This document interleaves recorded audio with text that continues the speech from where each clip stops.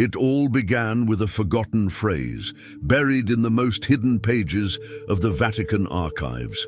A phrase that for decades was considered too cryptic to interpret, too dangerous to divulge, and too prophetic to ignore. It was uttered, according to several testimonies, by one of the visionaries of Fatima during an ecstasy. When the throne of Peter trembles, the chosen one will not come from where everyone expects. The phrase was written down, locked away, and as time passed, almost no one spoke of it again, until now.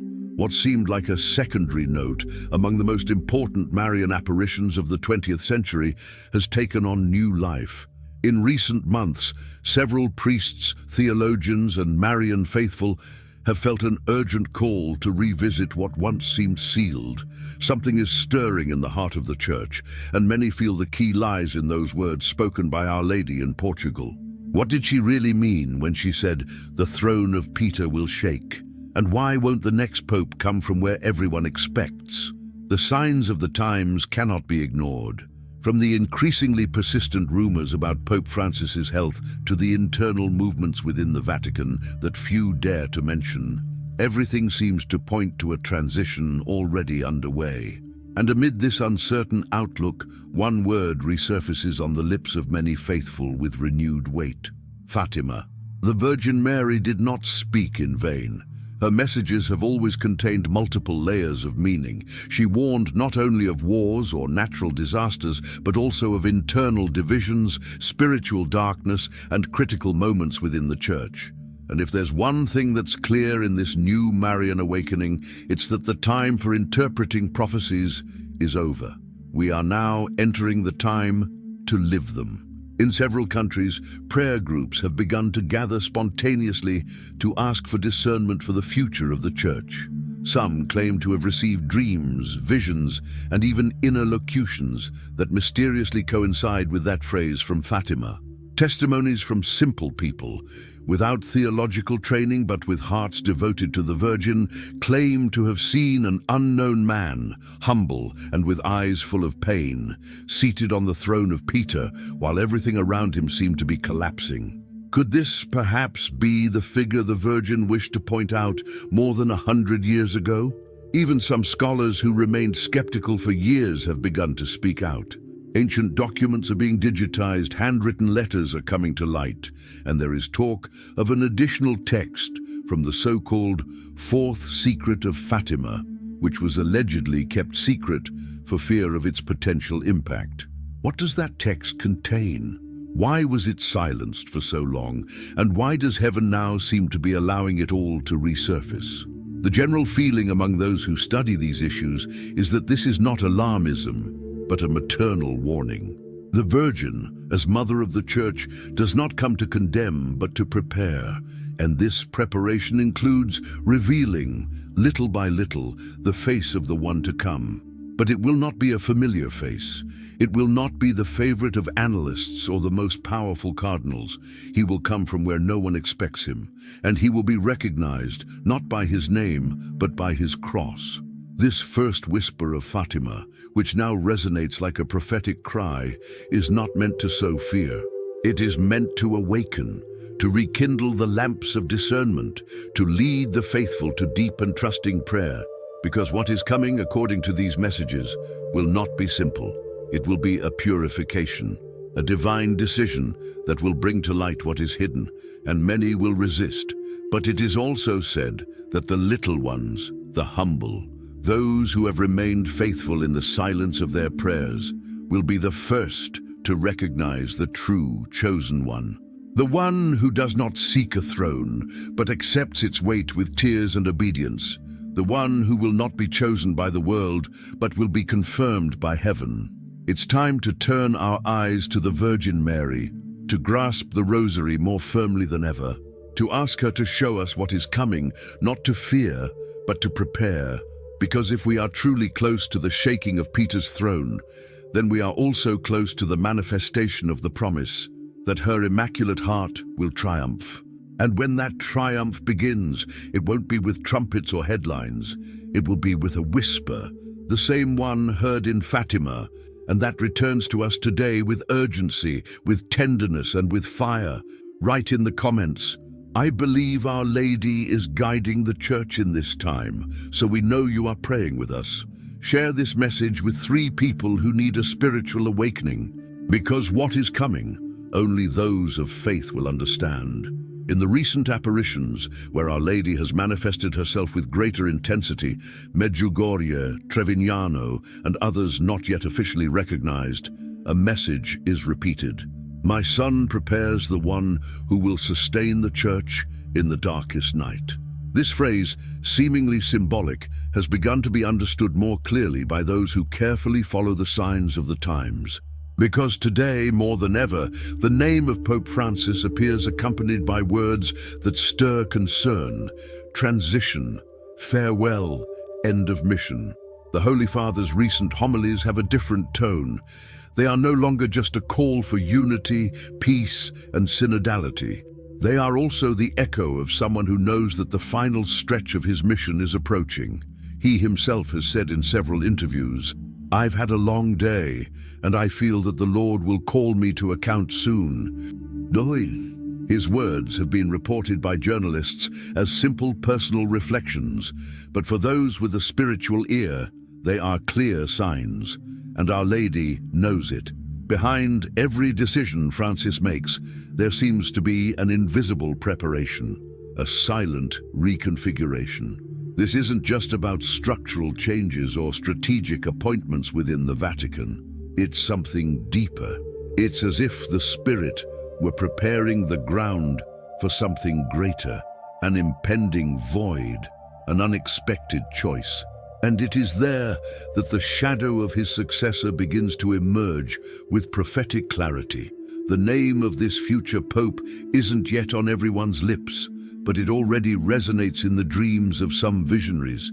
He's not a popular cardinal. He's not someone who has sought the limelight. In fact, he's always been seen as staying out of the spotlight. But the Virgin Mary has said, "He who will be chosen will not be chosen by majority, but by purity of heart." A phrase that overturns everything we know about the conclave, about voting, about human decisions. Could heaven intervene directly?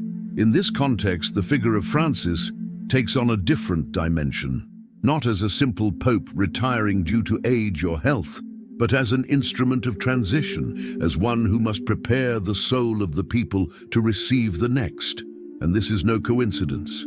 In many private revelations, it has been said that the current pope is like a John the Baptist for the one to come, a forerunner not only in works, but in prayer and suffering. Because we must not forget that the election of a new pope in normal times is already a delicate process. But when it occurs in the midst of a global spiritual purification, in a world divided between truth and deception, between faith and relativism, between light and darkness, then the weight of that decision transcends the human. It becomes heavenly, and that is what Our Lady is warning us about. Francis, with his slow walk, his increasingly measured gestures, and his prolonged silences, seems to carry a cross that goes beyond his aging body. He seems to be keeping a secret, something he has seen, something he has understood. Perhaps, like Benedict XVI in his final days, he has received an inner warning, something that leads him to speak gently but urgently, as if he knew that his time is shortening, but that another's time is approaching. And in the midst of this invisible preparation, a hidden movement begins to take shape within the Church, a movement of consecrated souls who pray in silence, who fast, who hope. They don't seek fame or power, they seek God's will, and many of them share a common vision. The next pope won't be the one everyone expects, but he will be the one heaven chose from the beginning. The Virgin has whispered to many hearts, when the old man falls, the young man with an old heart will take his place. What does this mean? Does it refer to a man who is young in age but mature in spirit? Or does it speak of a hidden priest, trained in silence, who will suddenly be elevated like David among his brothers? The interpretations are many, but the message is clear. It will not be a logical choice. It will be a divine choice. That's why today more than ever we must pray for Francis, not only for his health, but for his final discernment, because what he does or says in the coming months will be decisive in preparing the flock. Perhaps he will deliver a letter. Perhaps he will reveal a name. Perhaps he will simply withdraw quietly. But what is certain is that the soul of his successor is already being formed, tested, and purified. And while all this is happening on the invisible plane, the world continues to turn, ignoring the spiritual battle being waged on the throne of Peter. But you, who are reading this, have not arrived here by chance. Heaven is awakening you. It is showing you the signs. It is inviting you to be attentive, because the shaking has already begun, and only those who see with the eyes of faith will understand what is coming. Write in the comments, "I am praying for the church and for the one who will come," to show your unity with this mission of prophetic prayer.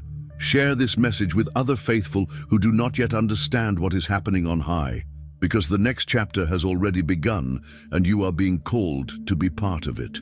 There is a phrase that forever marked those who followed the messages of the Virgin Mary in Garabandal. After this Pope, only a few will remain who will hold the true light.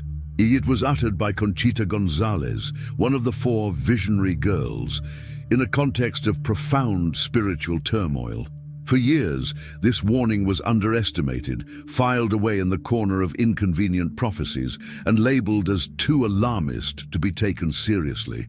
However, now, with the possible departure of Francis on the horizon, this phrase begins to shine with a terrifying urgency. The Virgin Mary appeared between 1961 and 1965 in a small Spanish town, San Sebastián de Garabandal. She did so with maternal insistence and a sorrow contained in every message. She spoke of the Eucharist, the priesthood, sin, but also of the future of the Church, a future that is no longer the future, it is the present. And in that present, the figure of the next Pope appears not as a peaceful transition, but as the beginning of a great spiritual battle. Conchita stated that the Virgin Mary spoke to her of 3 great moments: the warning, the miracle, and the chastisement, and that all of them would be preceded by a profound crisis within the Church. The current moment, marked by doctrinal confusion, internal scandals, and visible divisions, fits eerily with the descriptions Conchita gave more than 6 decades ago. The Virgin Mary didn't mention names, but she did make it clear that there would be a change of Pope before the Great Warning. Could this be the moment?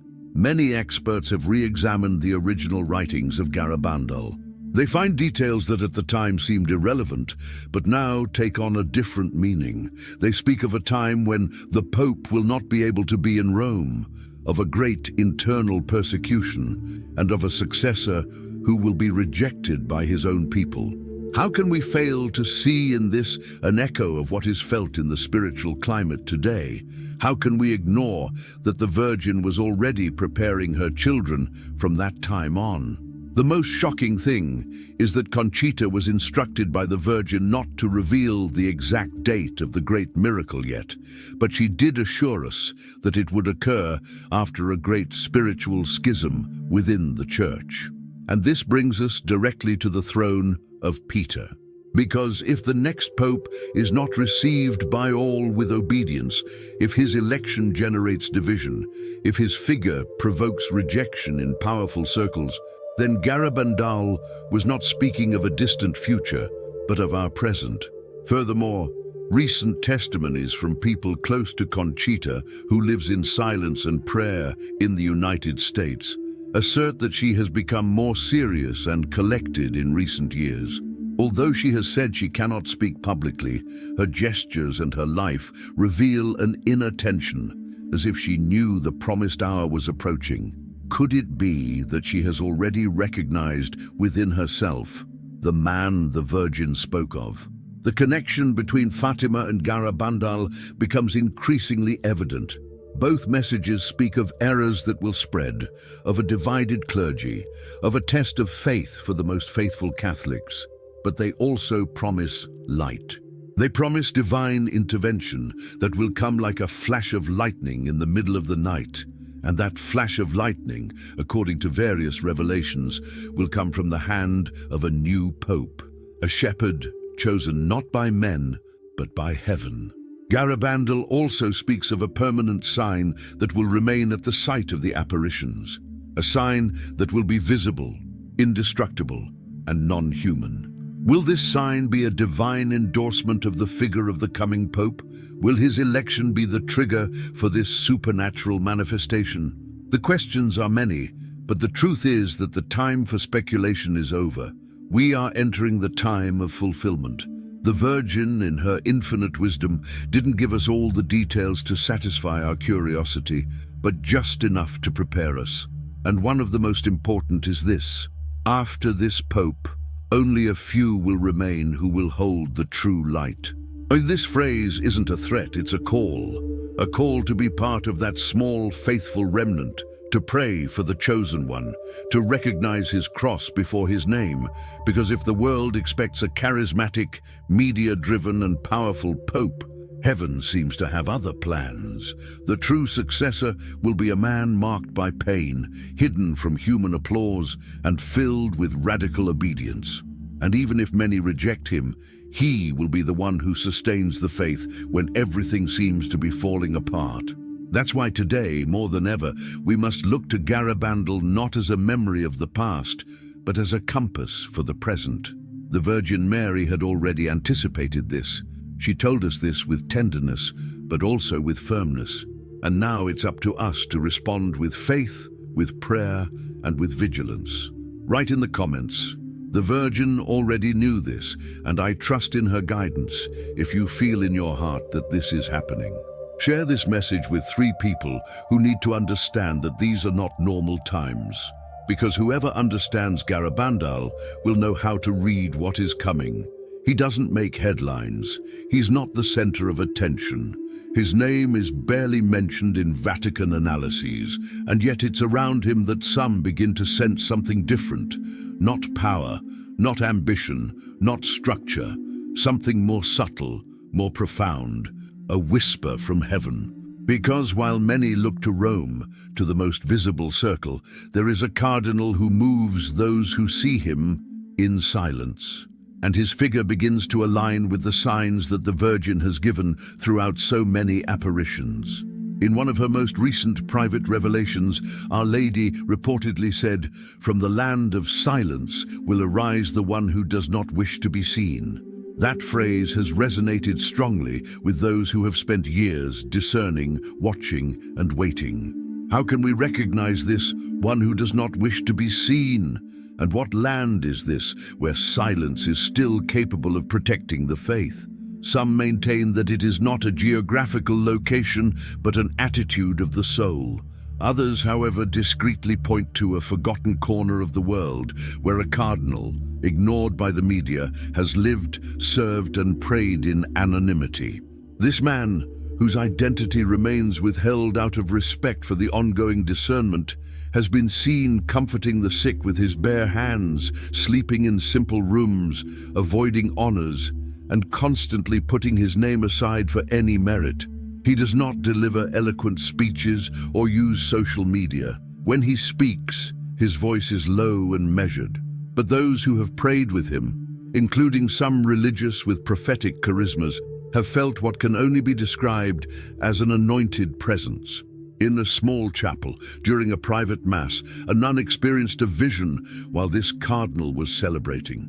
She saw behind him a bright light descending from on high, and she heard interiorly, "This is my hidden servant.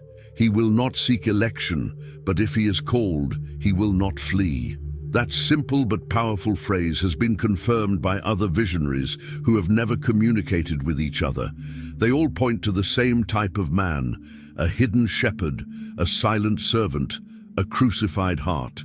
And this is where the contrast becomes evident, because while some papal candidates make diplomatic visits, offer strategic interviews, or seek to consolidate power among cardinals, this servant remains in the background. He has even rejected invitations that would have given him greater visibility. His desire is not the throne, but obedience. His strength lies not in church politics, but in prayer. And precisely that, is what makes him different. In many Marian apparitions, the idea of the Pope chosen by heaven is repeated, not by majority, not by calculation, not by manipulation.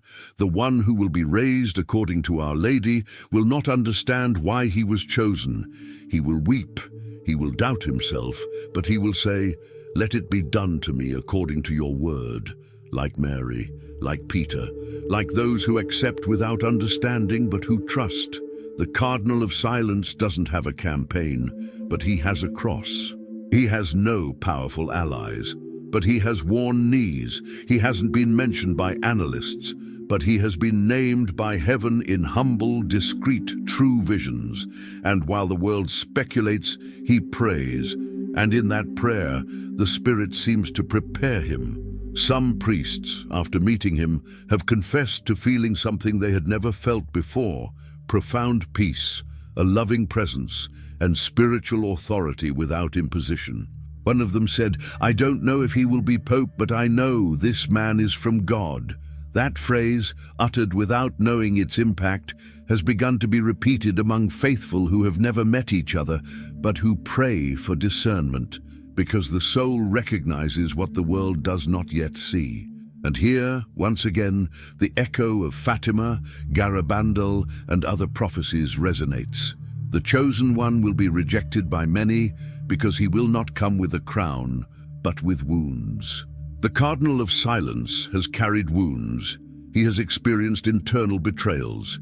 He has been marginalized for not aligning himself with certain currents, but he has forgiven. He has remained.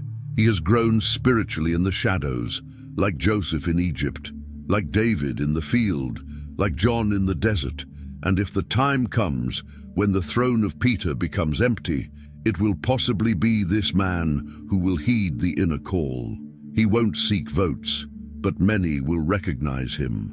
He won't raise his voice, but his yes will move heaven. And then, perhaps, the world will understand why heaven took so long to reveal its face, because it was waiting for us to be ready to accept someone who doesn't fit the human mold. Therefore, today more than ever, we must pray not only for whoever will be elected, but for the hearts of the faithful who will need humility to recognize him, because he will not come from the top, he will come from the depths. And his authority will not be seen on thrones of gold, but in tears offered by the church he loves. Write in the comments, "Lord, give us eyes to see your chosen one," if you feel this message has touched you. Share with 3 people who need to understand that the next pope will not be a politician but a prophet, because the Cardinal of Silence has already been seen, not with the eyes of the world, but with those of the soul. When heaven speaks, it doesn't do so with words. It does so with tremors, with silences, with lights that dazzle and shake. And in recent months, something unusual has been happening. It's not just astronomical phenomena, but a succession of events that seem to whisper to those who know how to listen that the time is approaching.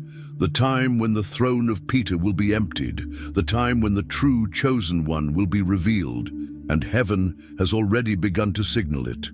It all began with a solar eclipse, announced by science but awaited by the soul. The exact day coincided with an important Marian date, and for more than 5 minutes, darkness covered entire regions. But it wasn't just an astronomical phenomenon. Some claimed to have felt a spiritual shudder as the light disappeared. Others saw a perfect cross in the shadow. And a child in Central America said aloud as it happened, "The Virgin is crying because something is going to change in the church." His parents, witnessing the scene, burst into tears. Coincidence or a confirmation from heaven? Shortly after, several faithful in Europe began reporting apparitions of inexplicable lights in the sky. Luminous crosses, perfect circles, shapes that looked like golden spikes falling from the sky. One of them occurred precisely during a prayer vigil for the Pope's future. It was captured on video, and although skeptics tried to explain it as an optical phenomenon, many felt it was something more, because it wasn't about seeing, it was about feeling.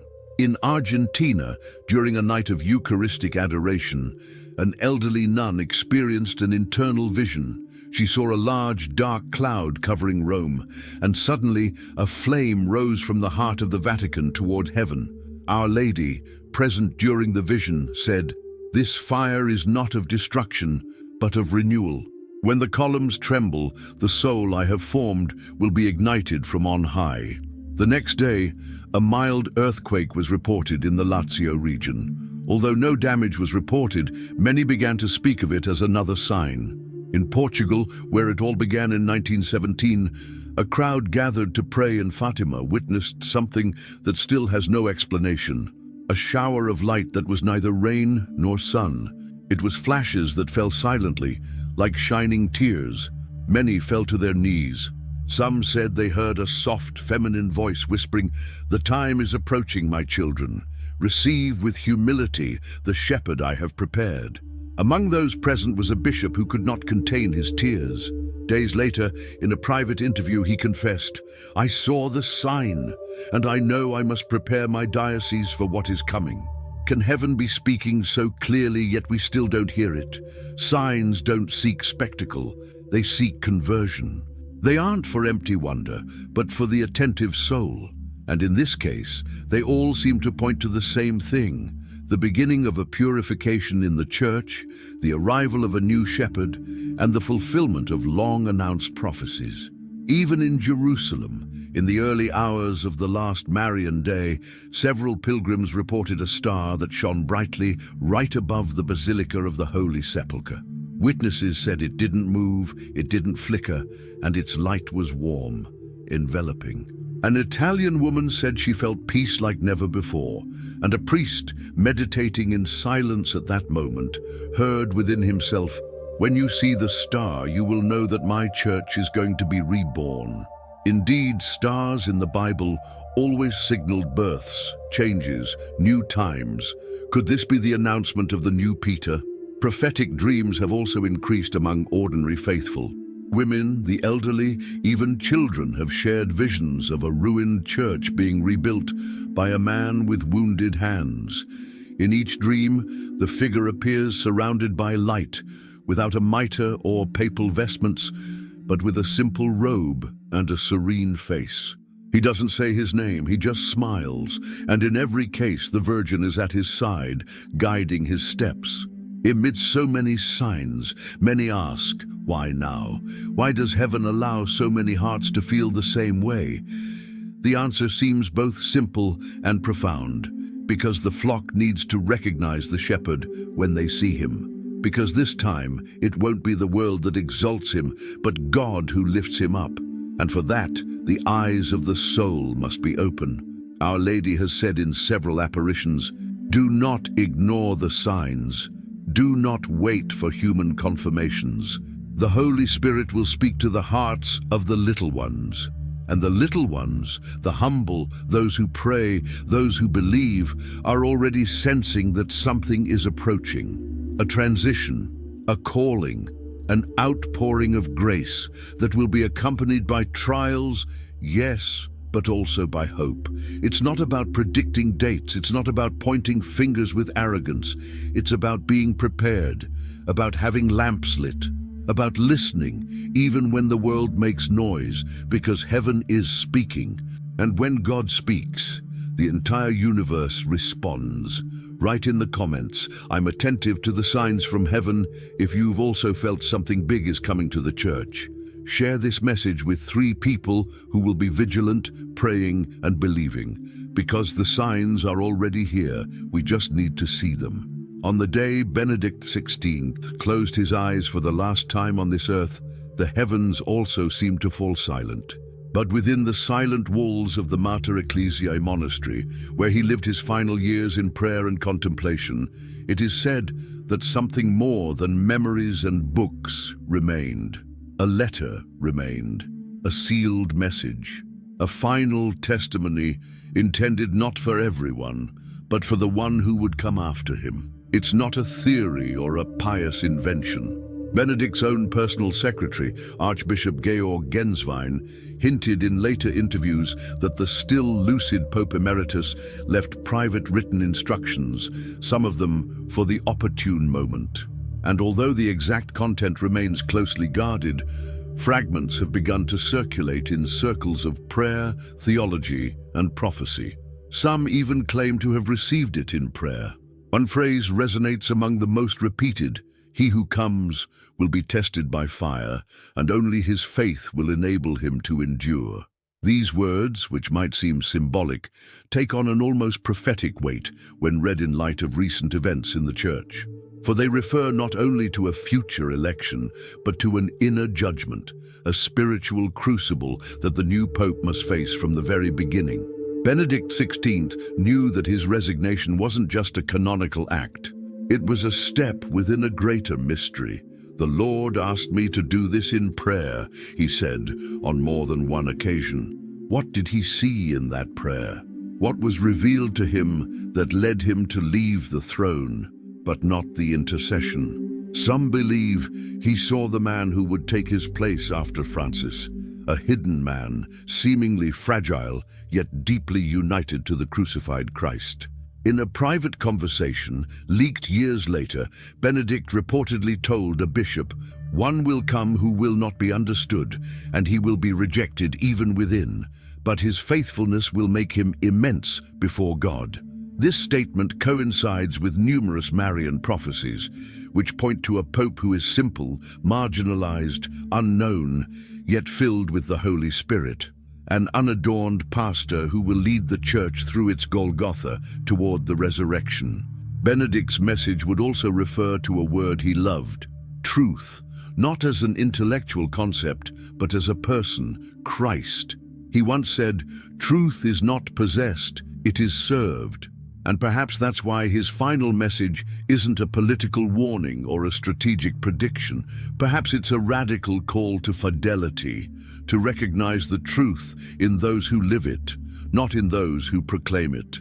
An anonymous testimony from a priest who served in Rome claims that the Pope Emeritus wrote these words before his death: "The Church will darken before it shines, but in the night a star will guide the faithful.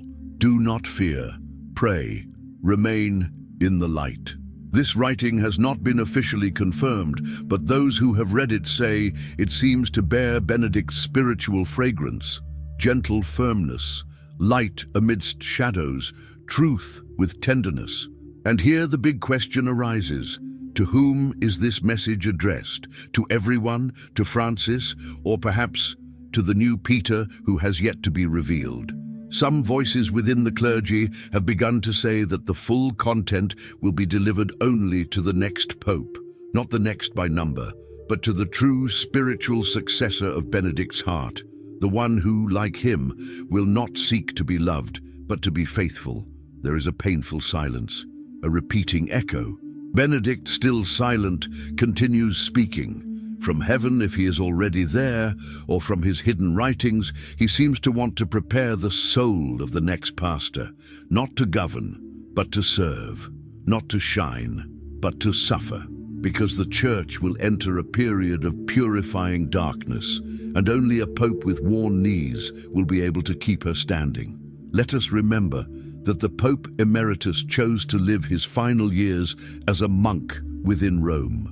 He didn't expose himself, he didn't intervene, he didn't seek influence, but he prayed, and in that profound prayer he is said to have received a vision, a young priest walking barefoot through the empty halls of St. Peter's, his face covered with tears, his heart burning with love for God, and a voice saying, "He will be my witness."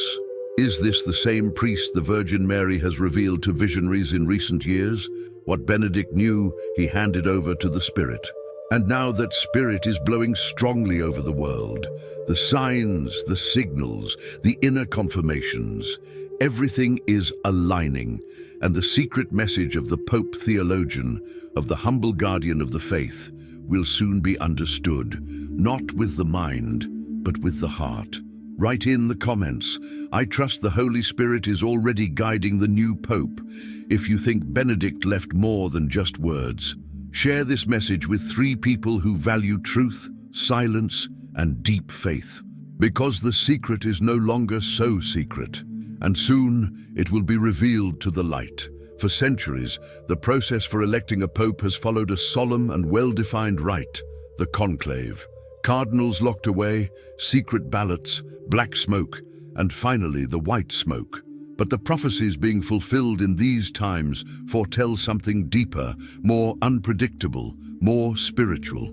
The election of the next pope will not be guided solely by a majority vote, but by a revelation from heaven. And that revelation, silent but powerful, has already begun. It won't be a breach of ritual, but rather an eruption of the Spirit, something that will change the soul of the conclave. Because this time, strategy, consensus, and diplomatic alliances won't be enough. The chosen one won't be the one with the most votes. It will be the most devoted, the one who has already been chosen from above, but doesn't yet know it. Because heaven doesn't choose the capable, it empowers those it chooses. In recent months, several priests have reported having dreams that share a common symbol, a dove descending upon a kneeling man, alone, unadorned. Some see him in a dark chapel, others in a monastic cell, others even walking among ruins. But all agree, he does not seek power, he does not desire office, he only prays. And in his prayer, he gives himself completely. One such testimony comes from a retired cardinal, a man of profound prayer and austere life, who confessed during a private retreat, "I have seen in dreams a vote that doesn't end until everyone bows their heads, and a voice, not human, pronounces a name." That name, he said, was not a favorite, but upon hearing it, everyone felt something impossible to describe: peace, fire, clarity. And this story coincides with what Our Lady said in multiple apparitions. The chosen one will not be raised by men, but by the Spirit, and he will be recognized not by his face, but by his soul. This changes everything, because even within the conclave itself, many might resist this election. They might cling to structures, to names, to human hopes, but heaven will not let them stop. There is already talk among some Marian faithful of a possible interior miracle during the conclave, a kind of silent anointing that will touch every heart with supernatural power. It will not be a matter of imposing a name, but of surrendering to a certainty that comes not from reason, but from the soul. As if the Holy Spirit himself descended into the midst of the assembly and said, "This is my chosen one." And here lies the importance of spiritual preparation, because if hearts are not open, they might resist the divine impulse, they might vote for someone else, they might disobey. And this has already been warned by Our Lady in some recent revelations. If you close your ears to heaven, you will choose the wolf instead of the shepherd. Harsh words, but necessary, because the approaching moment will be decisive. The election will not be just an ecclesial decision. It will be a spiritual battle, a last chance to allow the Spirit to guide, not politics. Therefore, from now on, the laity also have a crucial role. They will not vote with paper ballots, but they will vote with their hearts, with rosaries, fasting, prayer, because what happens within those walls will also depend on the clamor of the faithful outside them.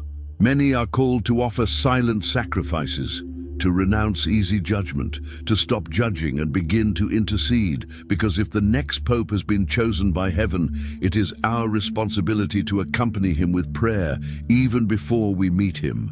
Not for fame, not for ideology, but because his soul will need strength, because he will be tested from the first minute.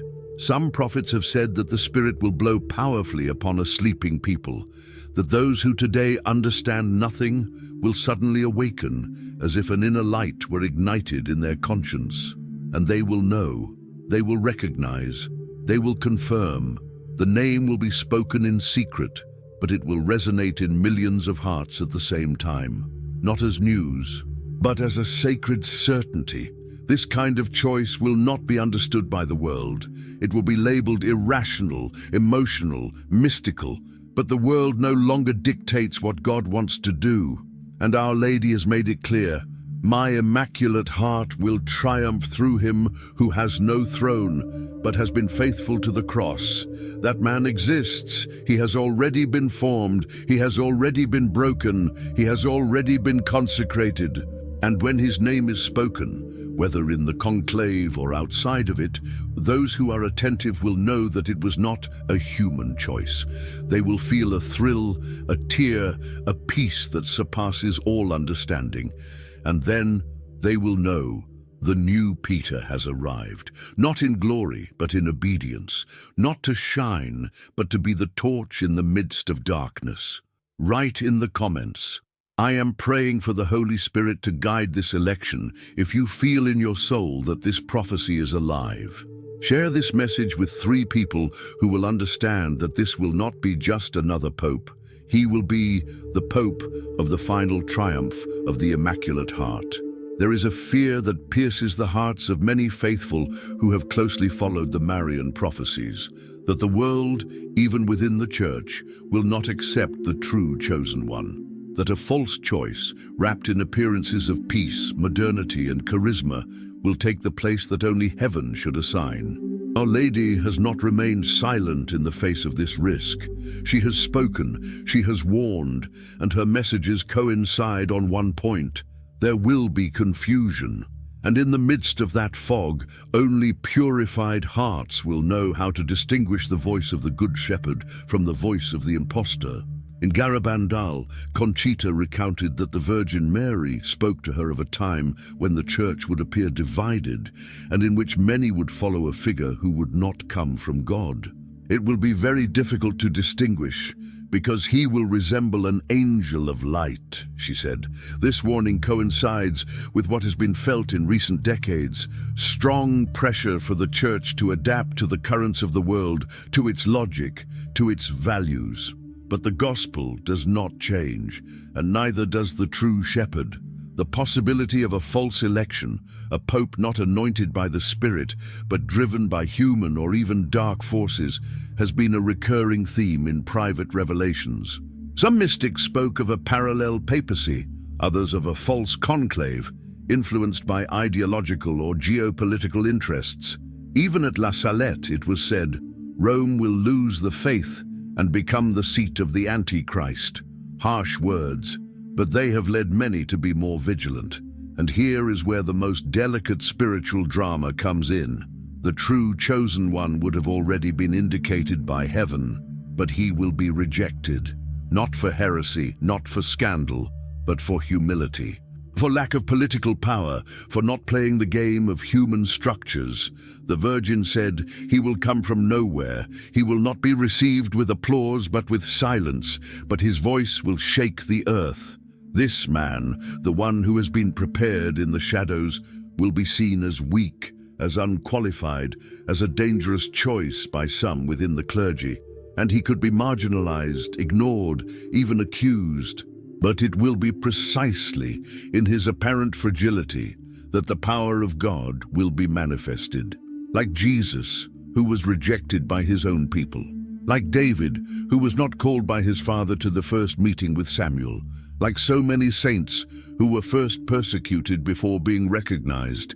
Meanwhile, the false chosen one, if this possibility comes true, will be presented as the perfect answer to the modern world.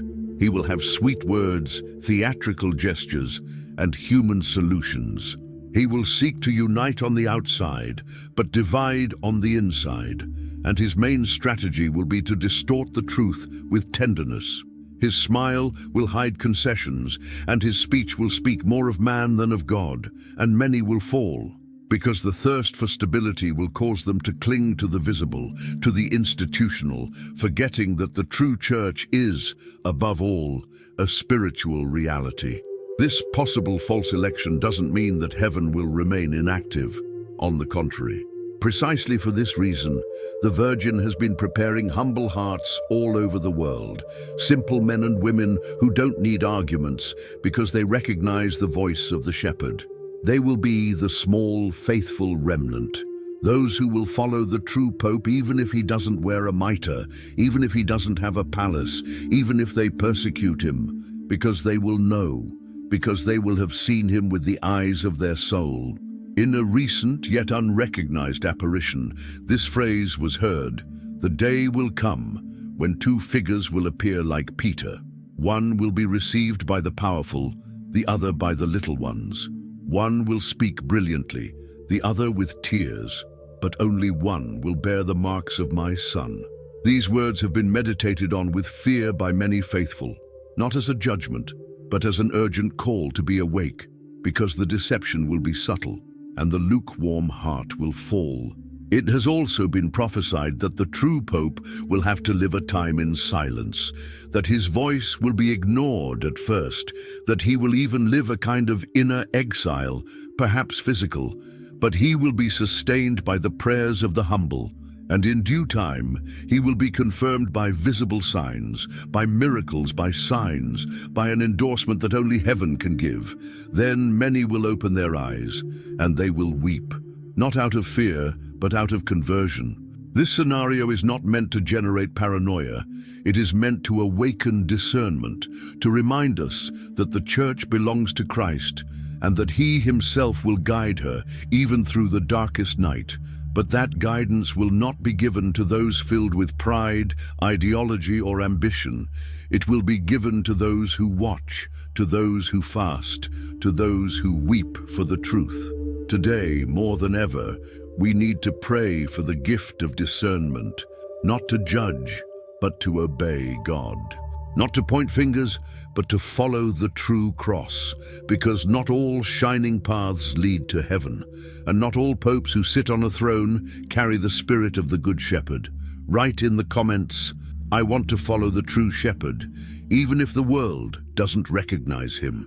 If you feel the Spirit confirming this word to you, share this warning with 3 people who still trust the applause of the world more than the voice of the Immaculate Heart, because the time of trial is near. And only the faithful will see it clearly. When everything seems uncertain, when the throne of Peter becomes a spiritual battlefield, when even the chosen ones falter in the face of appearances, it will be then that heaven will entrust its light to the least of these. Because the election of the new Pope, far from being an act reserved solely for cardinals, is on the spiritual plane a mission shared with the faithful people, not with votes, but with prayer. Not with power, but with faith. And it is through the silent clamor of the humble that God will confirm his true chosen one. The Virgin Mary, in various approved and private apparitions, has repeated this truth with firm sweetness. The soul that prays with love sees more clearly than the wise man who is guided by his reason. This phrase becomes a beacon for millions of believers who, faced with inner confusion, might feel powerless. But they are not. Because in times of darkness, light comes not through the visible channels of power, but through the hearts that remain on their knees, even without understanding everything. In recent months, this call to prayer has grown spontaneously. Small groups of faithful have formed in the simplest parishes, in the most remote homes, even on silent social media. They don't discuss church politics or spread theories. They simply pray. Rosary after rosary, adoration after adoration. And many bear witness to the same thing, an inner sense of urgency, of something sacred approaching, and of a mission they must fulfill, to intercede for the true election. In Medjugorje, in a recent message, Our Lady said, "Children, Satan wants to confuse the Church. Therefore I ask you, pray for the light of the Spirit upon those who will decide, but also pray for yourselves, so that you may recognize the true shepherd." This double dimension is vital. Discernment will not only be the responsibility of the cardinals, but also of the people, because the danger lies not only in making the wrong decision, but in not recognizing the right thing when it comes with humility. There are stories of mothers, elderly people in hospitals, and young people on spiritual retreats who began to have dreams in which they saw the Church shrouded in fog. And in the midst of the fog, a man with a wooden cross on his back, walking with difficulty. Everyone around him seemed to be looking at another man, more imposing and stronger. But it was this one, the one bleeding silently, who carried grace. The hearts of the little ones recognized him. The hearts of the adults did not.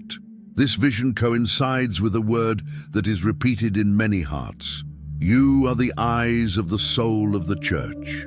Yes, the common faithful, those without titles, pulpits, or purple, are the eyes that heaven uses to see fidelity. And it will be through their weeping, their tears, their fasting, that the true Pope will be interiorly confirmed. The people will not elect him with votes, but they will recognize him with their spirit. And why was this mission entrusted to the little ones? Because they have nothing to lose. Because their gaze is not tainted by ambition. Because they love the church, even when she bleeds. Because they are not scandalized by the cross, and because they have been prepared, without knowing it, for this time. A time where discernment will not emerge from news, but from prayer. Where faith will not be nourished by applause, but by silence. The Church's own history confirms this movement. When St. John Paul II was elected, an inexplicable commotion occurred among the faithful, even before the world understood who he was. When the arrival of Benedict XVI was announced, many had already been on their knees for days, sensing that something profound was about to happen. Now, heaven is preparing something even more mysterious. A pope, elected not only by cardinals, but visibly confirmed by the faith of the little ones. The Virgin also said, "Pray, and it will be shown to you. Wait, and you will hear. Love, and you will see the sign." This promise will not fail. Those who pray sincerely will not be deceived. Those who wait patiently will see the smoke dissipate. And those who love the truth, Christ, will recognize the fragrance of holiness in the new shepherd, even if he comes barefoot, even if he speaks softly, even if the world rejects him. In the coming days, or perhaps weeks, months, we will see tensions grow. It will be easy to give in to the temptation to argue, to attack, to distrust everything, but the little ones will know that it is a time for silence, for vigil, for lighting a candle, because the Holy Spirit does not shout but whispers, and the true Pope will reveal himself to those with a willing heart. Therefore today the call is clear: to intensify prayer, to multiply the rosaries, to cry out for the discernment of the cardinals, yes, but also for the discernment of the people themselves. Because when the chosen one appears, on a balcony, in an image, or even in a word spoken at random, the little ones will feel it. An inner peace will envelop them. A light will visit them, and they will know it is he. Write in the comments, "I am part of the small flock praying for the new Peter."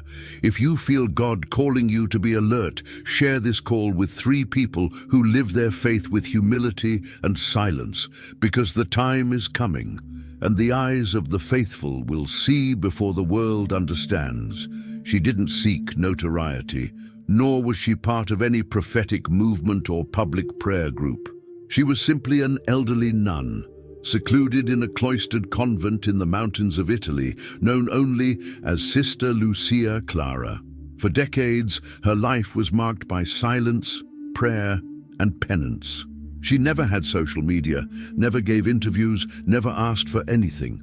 Until one morning in 2024, during silent adoration of the Blessed Sacrament, she saw what no human words could fairly describe: the face of the next Pope.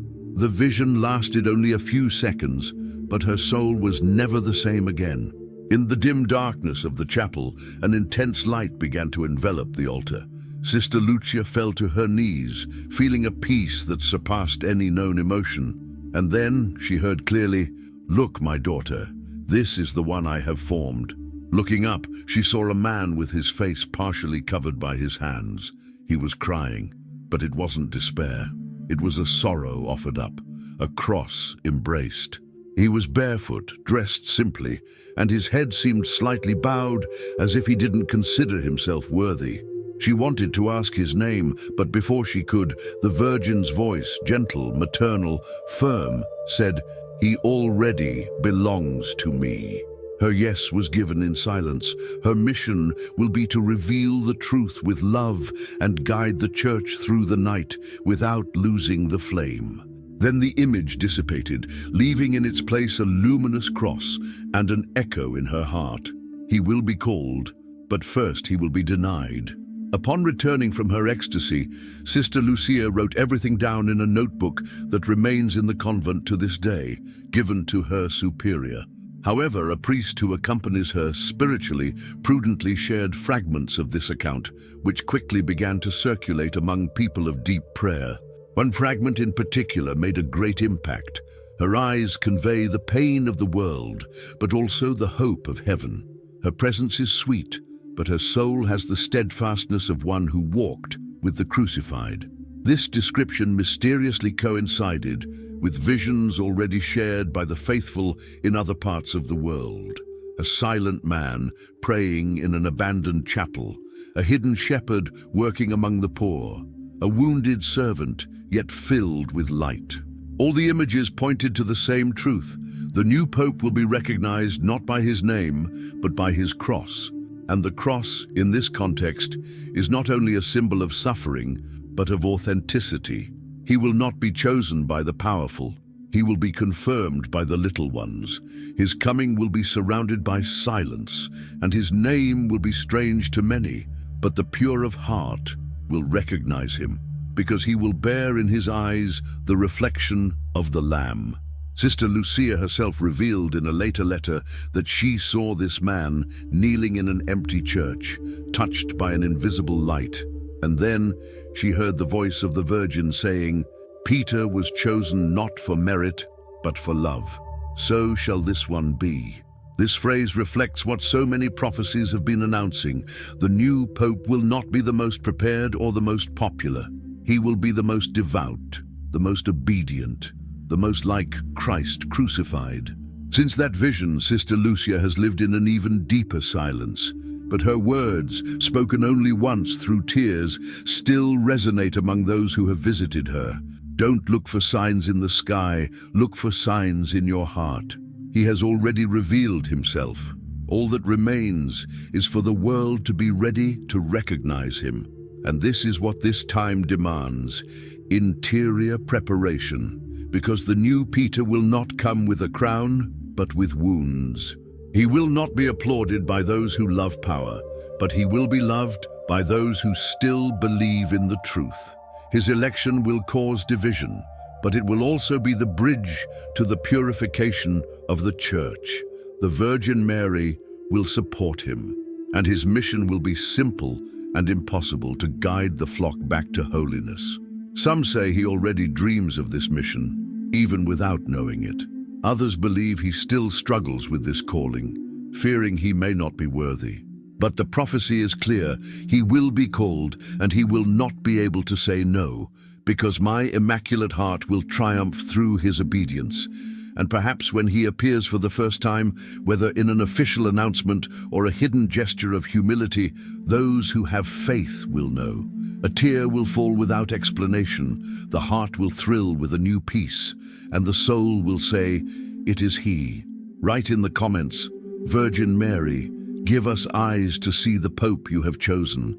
If you wish to recognize with your heart the one whom heaven has already revealed, share this message with 3 people who love the Church with purity and hope, because the face of the next Pope has already been revealed, and his time is about to begin.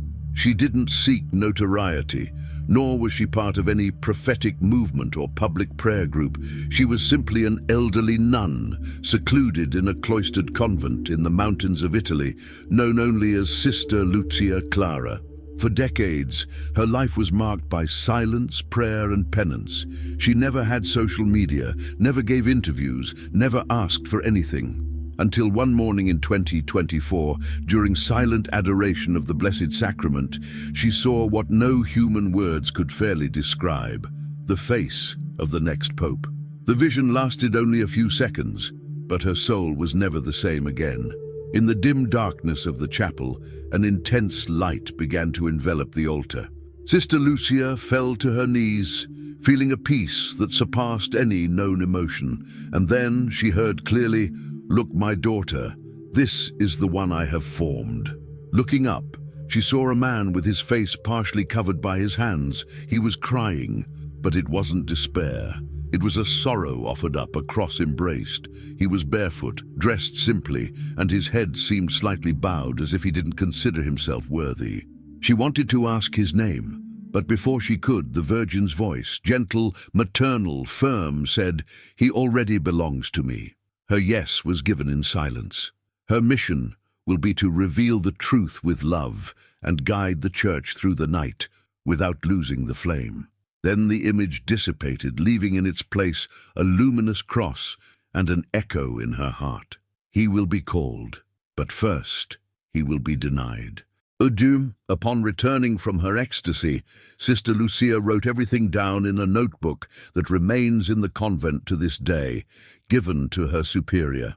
However, a priest who accompanies her spiritually prudently shared fragments of this account, which quickly began to circulate among people of deep prayer. One fragment in particular made a great impact. Her eyes convey the pain of the world, but also the hope of heaven. Her presence is sweet, but her soul has the steadfastness of one who walked with the crucified. This description mysteriously coincided with visions already shared by the faithful in other parts of the world. A silent man praying in an abandoned chapel, a hidden shepherd working among the poor, a wounded servant yet filled with light. All the images pointed to the same truth. The new pope will be recognized not by his name, but by his cross. And the cross, in this context, is not only a symbol of suffering but of authenticity. He will not be chosen by the powerful, he will be confirmed by the little ones. His coming will be surrounded by silence, and his name will be strange to many.